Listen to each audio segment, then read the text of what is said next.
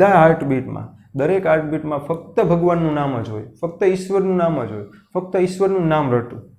મારું જીવન અંજલિ થાજો, મારું જીવનનું સમર્પણ થાજો, મારું છે જીવન તમારી માટે ઉપયોગી બનજો. પછી વમળોની વચ્ચેમાં મુજ નૈયા હાલક ડોલક થાજો. એટલે કે વમળ એટલે પાણી, દરિયો હોય ને ત્યાં ઘણી વખત પાણી ગોળ ગોળ ફરતું હોય ને એમાં તો જહાજના જહાજે ડૂબી જાય, બરાબર.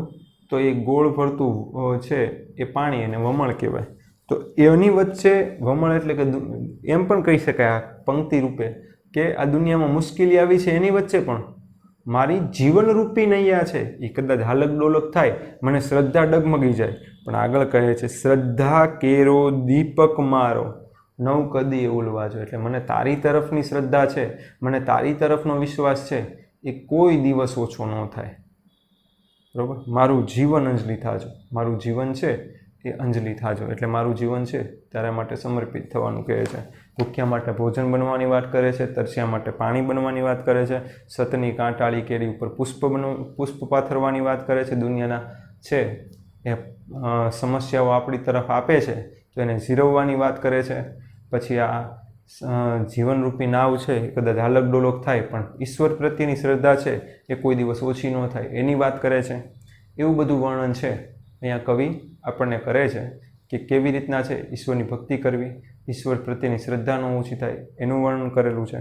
હજી આમાં થોડાક સમાનાર્થી અને વિરુદ્ધાર્થી બાકી છે, પણ આટલા સમાનાર્થી અને વિરુદ્ધાર્થી પહેલાં લખી નાખો. હું 5 મિનિટ બરોબર 5 મિનિટ આપું છું. જ્યાં મેં કાઉન્સમાં સમા લખ્યું છે એટલે સમાનાર્થી, વિરો લખ્યું છે એટલે વિરુદ્ધાર્થી, રૂઢ લખ્યું છે એટલે રૂઢિપ્રયોગ, બરાબર.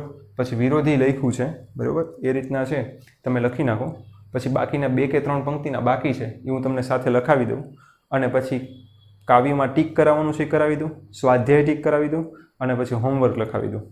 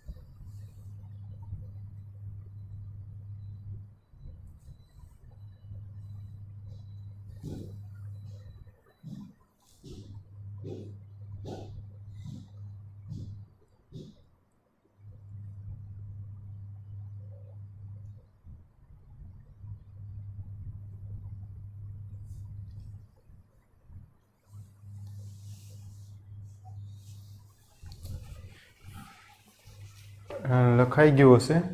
હવે બાકીના 2-3 વસ્તુ બાકી છે, હું બોર્ડ ઉપર તમને લખી આપું છું.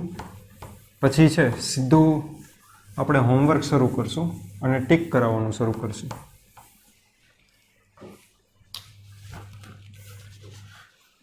છે પછી હૈયું એટલે હૃદય, દિલ કે ઉર, આ સમાનાર્થીમાં પૂછાય. પછી છે સ્પંદન, સ્પંદન એટલે ધબકારા, સમાનાર્થી. પછી રટવું એટલે બોલવું, સમાનાર્થી. પછી નૈયા એટલે હોડી. પછી મુજ એટલે મારું. શ્રદ્ધા એટલે વિશ્વાસ. કેરો એટલે નો, ની, નું, ના. આમાંથી કોઈ પણ એક લેવાય. દાખલા તરીકે શ્રદ્ધા હોય તો શ્રદ્ધા ની નો લેવાય, શ્રદ્ધા નો. શ્રદ્ધા કેરો દીપક હોય એટલે શ્રદ્ધા નો દીપક. શ્રદ્ધા બહેન હોય તો શ્રદ્ધા ની બહેન, એટલે વાક્ય પ્રમાણે લેવાય.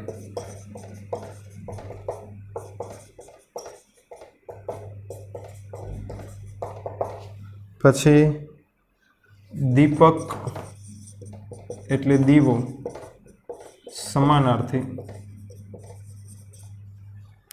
પછી નવ એટલે નહીં, સમાનાર્થી. એટલું લખી નાખો ઝડપથી.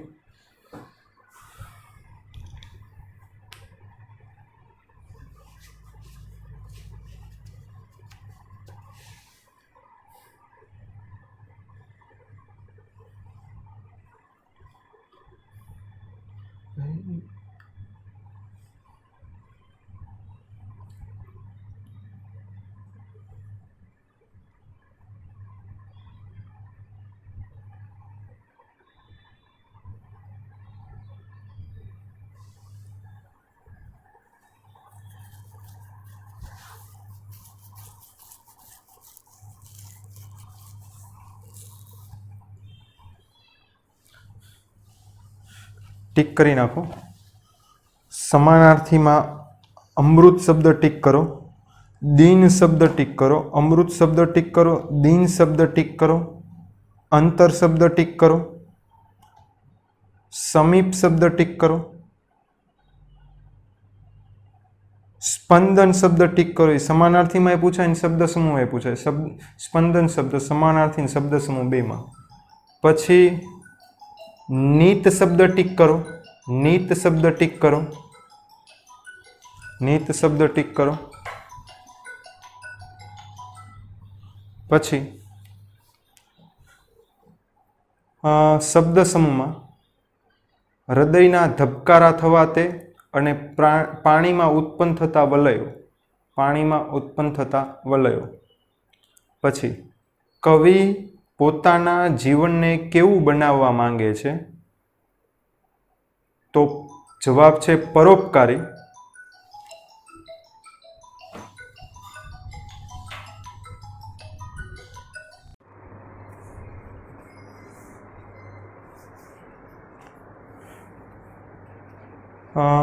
હવે વિકલ્પમાં ટીક કરવાનું છે. વિકલ્પી જ છે એવું નથી કહેતો હું, વિકલ્પમાં ટીક કરવાનું છે. કવિ પોતાના જીવનને કેવું બનાવવા માંગે છે? તો કે પરોપકારી, પરોપકારી. પછી કવિ કયો દીપક ન ઓલવાય એવું ઈચ્છે છે? શ્રદ્ધાનો. આ બે ટીક કરી નાખો, ખાલી જવાબ ટીક કરી નાખો. પછી કવિ ભૂખ્યા માટે શું બનવાનું કહે છે? ભોજન. અને તરસ્યા માટે શું બનવાનું કહે છે? જળ. ભૂખ્યા માટે ભોજન અને તરસ્યા માટે જળ બનવાનું કહે છે. એ મોસ્ટ ટાઈમ તરીકે ટીક કરી નાખજો. બીજાનો પહેલો અને બીજાનો બીજો. કવિ દરેક સ્પંદને શું ઈચ્છે છે? કવિ દરેક સ્પંદને, સ્પંદન એટલે શું થાય? હૈયાના પ્રત્યેક સ્પંદને આપ્યું હતું ને, એટલે કે ઈશ્વરનું નામનું રટણ કરવાનું ઈચ્છે છે. શું ઈચ્છે છે? ઈશ્વરના નામનું રટણ કરવાનું ઈચ્છે છે. બીજાનો બીજો છે મોસ્ટ આઈએમપી તરીકે 1 માર્કમાં ટીક કરી નાખો. પછી ચોથાનો ટીક કરી નાખો ચોથાનો પહેલો ટીક કરી નાખો 4 માર્કમાં. ચોથાનો પહેલો ટીક કરી નાખો 4 માર્કમાં. હવે હોમવર્ક લખવાની તૈયારી કરી નાખો. વ્યાકરણ થોડું લખાવું છું ને 1 માર્કના પ્રશ્ન લખાવું છું. વ્યાકરણ લખાવું છું થોડું અને 1 માર્કના પ્રશ્ન લખાવું છું.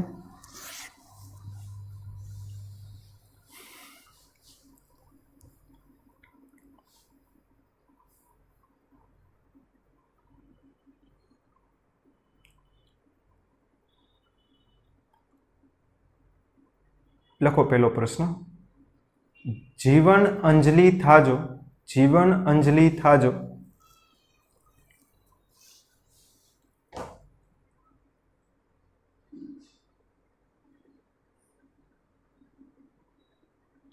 કાવ્યનો પ્રકાર જણાવો. જીવન અંજલિ થાજો, કાવ્યનો પ્રકાર જણાવો.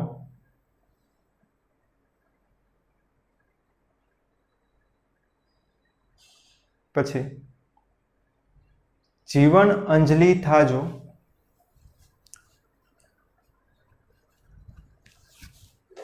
કાવ્યના કવિનું નામ, કાવ્યના કવિનું નામ અને ઉપનામ જણાવો.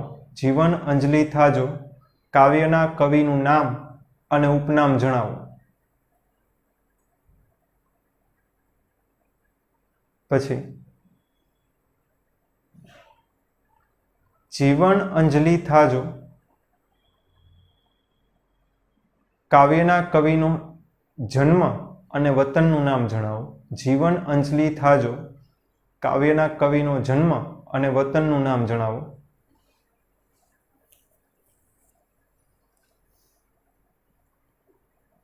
પછી જીવન અંજલિ થાજો, કાવ્યના કવિએ, જીવન અંજલિ થાજો, કાવ્યના કવિએ ઉપનામથી શું લખેલું છે? ઉપનામથી શું લખેલું છે? પછી ઇન્વર્ટેડ કોમામાં લખજો. લાક્ષાગૃહ, લાક્ષાગૃહ કોની રચના છે? લાક્ષાગૃહ કોની રચના છે? ઇન્વર્ટેડ કોમા લાક્ષાગૃહ લખાઈ જાય પછી ઇન્વર્ટેડ કોમા પૂરા કરી નાખવાના છે. કોની રચના છે એ બહાર લખવાનું છે. પછી એ મોસ્ટ આઈએમપી ટીક કરી નાખજો. લાક્ષાગૃહ વાળો મોસ્ટ આઈએમપી ટીક કરી નાખજો. પછી કવિ ભૂખ્યા માટે અને તરસ્યા માટે, કવિ ભૂખ્યા માટે અને તરસ્યા માટે શું બનવાનું કહે છે? કવિ ભૂખ્યા માટે અને તરસ્યા માટે શું બનવાનું કહે છે?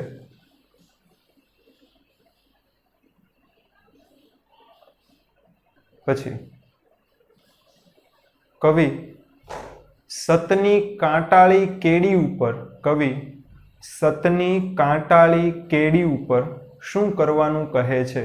કવિ સતની કાંટાળી કેડી ઉપર શું કરવાનું કહે છે?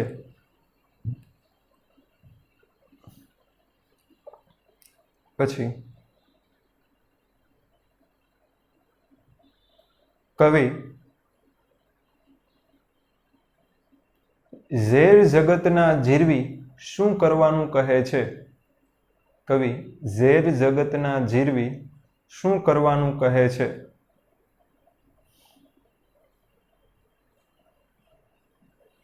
પછી કવિ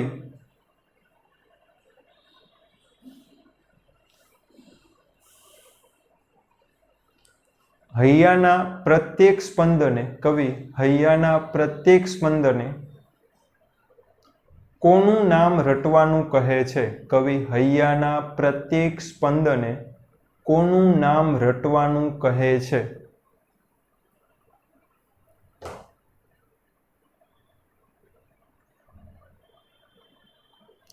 કવિ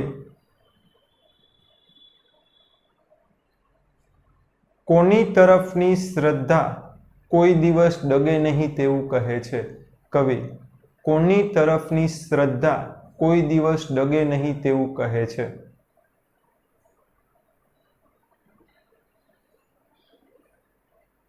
પછી કવિ વણથાક્યા ચરણો કોની તરફ જાય એવું કહે છે? કવિ વણથાક્યા ચરણો કોની તરફ જાય તેવું કહે છે?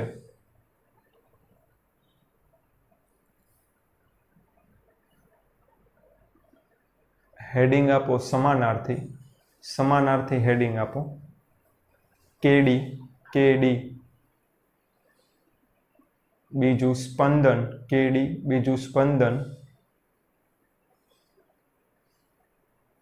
ત્રીજું શ્રદ્ધા. ચોથું મુજ, ચોથું મુજ. પછી પાંચમું અંતર, પાંચમું અંતર. પછી શબ્દ સમૂહ આછી હૃદયની ધ્રુજારી, આછી હૃદયની ધ્રુજારી અથવા હૃદયની આછી ધ્રુજારી, હૃદયની આછી ધ્રુજારી.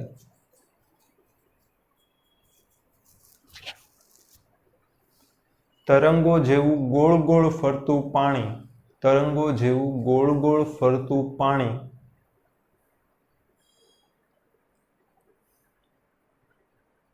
પછી થાક્યા વગરનું, થાક્યા વગરનું.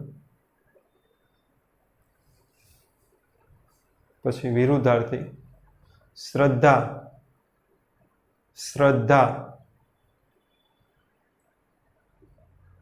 પછી અમૃત, અમૃત. પછી મુજ, મુજ. આટલું હોમવર્ક તમારું છે. હોમવર્ક સાચવીને રાખજો. હોમવર્ક ક્લાસ ટીચરને દેખાડી દેજો. વ્યાકરણ જે ટીક કરાવ્યું છે એ તમારી પાસે રાખજો. તમારું અહીંયા પહેલું કાવ્ય, ત્રીજો પાઠ અને ચોથું કાવ્ય પૂરું થાય છે. પણ જે ટીક કરાવેલું છે, જે મોસ્ટ આઈએમપી છે એ ફરી વખત રિવાઇઝ ન કરવું પડે, એટલે તમારી પાસે કલેક્શન રાખજો. Okay, thank you very much.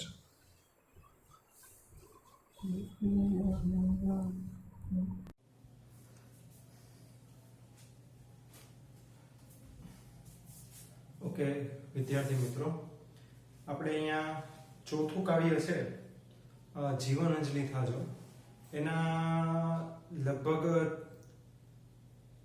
3 વિડીયોમાં આપણે એ કાવ્ય પૂરું કર્યું છે.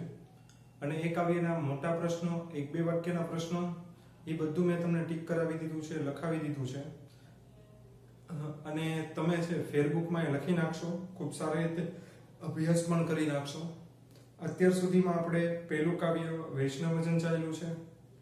અને સોરી, ઇંગ્લિશ મીડિયમની વાત કરું તો પહેલું કાવ્ય છે મોરલી ચાલ્યું છે. બીજો પાઠ મોટો હતો એટલે મેં તમને ના પાડી હતી કે આપણે બને ત્યાં સુધી રૂબરૂ હશું ત્યારે એ પાઠ ભણાવશું. અને જો વચ્ચે એ પાઠ ભણાવવાનો આવશે તો એમાં હું 5 કે 7 વિડીયો લેક્ચર લઈશ કે જેથી કરીને તમે વચ્ચે છે એ મોટો પાઠ ખૂબ શાંતિ અને સહજ રીતના ભણી શકો. અને પછી છે આપણે ત્રીજો પાઠ પ્રયાણ પાઠ, જે થોડોક છે હાસ્યરસથી ભરપૂર હતો, એ પાઠ ભણ્યા. અને પછી છે એ આપણે લાસ્ટમાં આપણે ચોથું કાવ્ય ભણ્યા. બધાયમાંથી મેં થોડા ઘણા પ્રશ્નો લખેલા છે, એ પણ મેં તમને કરાવી દીધા છે. હું 5 મિનિટમાં છે હું જેટલું અત્યાર સુધીમાં ભણાવ્યું છે હું એક વખત રિવાઇઝ કરાવી જાઉં. અને પછી છે આવતા લેક્ચરમાં શું ભણાવવાનો છું, હવે પછીના લેક્ચરમાં શું ભણાવવાનો છું, એની વિશે છે હું ચર્ચા કરી જાઉં. અને પછી છે આપણે આજનો લેક્ચર પૂરો કરીએ છીએ. એક તો પેલું કાવ્ય ભણાવ્યું જેનું નામ હતું મોરલી, અને એમાં કૃષ્ણ ભગવાન વિશેની વિગતો ભણાવી હતી, એની લીલાની વિગતો ભણાવી હતી. બીજું છે એ ત્રીજો પાઠ ભણાવ્યો પ્રયાણ, એ હાસ્યરસથી ભરપૂર હતો કે જેમાં ભદ્રમ જે નખરા કરે છે, ભદ્રમની જે છે એ વેદ ધર્મને સાચવવાની નકામી ને ફોગટ કોશિશો છે એનું વર્ણન કરેલું છે. ચોથો પાઠ ભણાવ્યો, એ ચોથું કાવ્ય ભણાવ્યું જીવન અંજલિ થાજો. અત્યારના જે કઠિન સમયમાં એકબીજાને મદદરૂપ થાય છે એનું વર્ણન પાઠમાં હતું, એ કાવ્યમાં હતું. એ પણ તમે સરસ રીતના અભ્યાસ કર્યો છે. હું ઘણી વખત ઉતાવળ કરીને એક લેક્ચરમાં પણ છે બધા આખું ચેપ્ટર કાવ્યનું પૂરું કરી શકું, એટલા નાના કાવ્ય છે. પણ હું એમ નથી કરતો. એનું કારણ એક જ છે, કારણ કે તમને હું પહેલા પ્રશ્ન, કાવ્ય પરિચય અને કવિ પરિચય સમજાવી દઉં, એની વિગતો સમજાવી દઉં. એટલે તમારે સરળ રહે. બાકી એમ ક્લિયર હું ઝડપથી કરાવી નાખું તો વહેલી તકે કોર્સે પૂરો થઈ જાય, વહેલી તકે કાવ્ય પૂરા થઈ જાય. પણ તમને અંડરલાઈન કરાવવાનું છે, સમજાવવાનું છે, બધી વિગતો બાકી રહી જાય. અને વિગતો બાકી રહે બરોબર તો અભ્યાસ કરાવ્યા જેવું લાગે નહીં, એટલા માટે આપણે એ કામ નથી કરતા. પછી વ્યાકરણમાં મેં તમને ખ્યાલ હોય તો એક વ્યાકરણમાં છે એક વિશેષણ કરાવ્યું છે અને વાક્યના પ્રકાર કરાવ્યા છે. વિશેષણમાં મેં વિશેષણના પ્રકારો કરાવ્યા બરોબર. પછી છે એ અમુક ઉદાહરણો કરાવ્યા. પછી વાક્યના પ્રકાર, કર્તરીનું કર્મણીમાં રૂપાંતર, કર્તરીનું છે એ ભાવેમાં રૂપાંતર, પછી કર્તરીનું પ્રેરકમાં રૂપાંતર, આ બધા રૂપાંતરો કરાવ્યા. પછી અર્થ લેખન વિભાગમાં જુઓ તો અર્થ વિસ્તાર કરાવ્યો. તમે અભ્યાસ અર્થ વિસ્તારનો કરેલો હશે બરોબર. એકાદો અર્થ વિસ્તાર મેં તમને લખાવ્યો પણ છે બરોબર. એ રીતના કામ કરાવ્યું છે. આપણે એક વિડીયો એવો બનાવશું, સ્ક્રીન રેકોર્ડરમાં બનાવશું કે છે ને, અથવા બે વિડીયો. એક વિડીયોમાં છે હું આમાં બધા જગ્યાએ છે ને બધું સમજાવી દઈશ. મેં જેટલું સમજાવ્યું છે ને વ્યાકરણમાં એનું ઝડપથી સમજાવી દઈશ બરોબર. આમાં આમ એ અડધી કલાકમાં સમજાવી દઈશ ને અડધી કલાકનો છે એની પ્રેક્ટિસ કરતો એક સ્ક્રીન રેકોર્ડરનો વિડીયો રાખશું.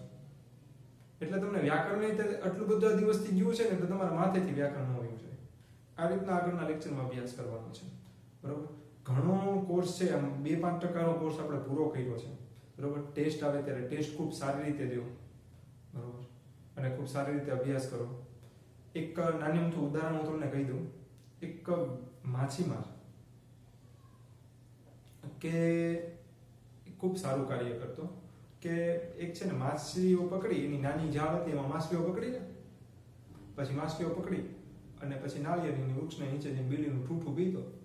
અને એક વખત આવું કરતો હતો ને તો એક પંચાયતી માણસ હશે એ જોઈ ગયો. તો પંચાયતી માણસ કે આ શું કરો છો? થોડો કે બીડી પીવું છું. તો કે બીડી થોડા પીવા થાય છે બરોબર, એવા ટાઈમ હું બગાડો છો?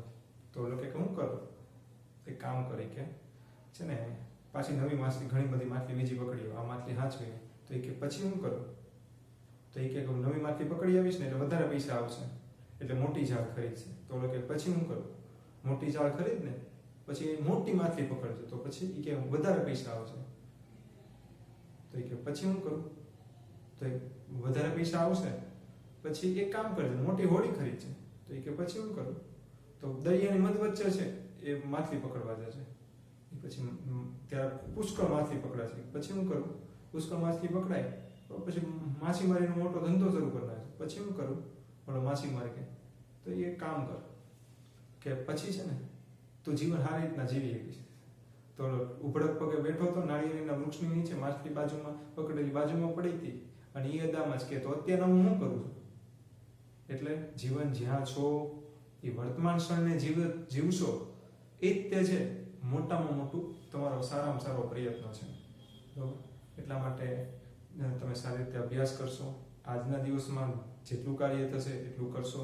આ સમય જે તમને વધારાનો મળ્યો છે, સ્કૂલે નથી જવાનું હતું બરોબર, અને બાકી ટ્યુશનમાં પણ હમણાં નથી જવાનું હતું, તો એ બધામાંથી સારો સમય કાઢી આ ભણવા સિવાયની એકાદી ઇનોવેટિવ પ્રવૃત્તિ, તમારામાં ટેલેન્ટ છે એ ઇનોવેટિવ પ્રવૃત્તિ કરો.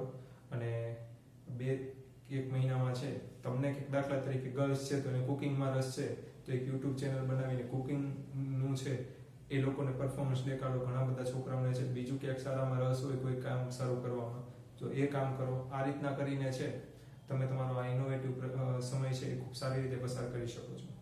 તો આજનો આપણો ચોથો યુનિટનો ઇંગ્લિશ મીડિયમ ધોરણ 10 એમાં ચોથા યુનિટ અહીંયા પૂરું કરીએ છીએ. પહેલું યુનિટ પૂરું થયું, ત્રીજું યુનિટ પૂરું થયું, ચોથું યુનિટ પૂરું થયું. ગ્રામરમાં છે વિશેષણ પૂરું થયું, વાક્યના પ્રકાર પૂરા થયા, લેખનમાં છે નિબંધ પૂરો થયો, અર્થ વિસ્તાર પૂરો થયો. આ બધાયનું ક્યારેક હું એક વખત રિવિઝન થાય તો હું ઝડપથી છે 1-2 વિડીયો એવા બનાવીશ કે રિવિઝન પણ થઈ જાય. તો તમે ખૂબ સારી રીતે અભ્યાસ કર્યો એની માટે થેન્ક યુ વેરી મચ.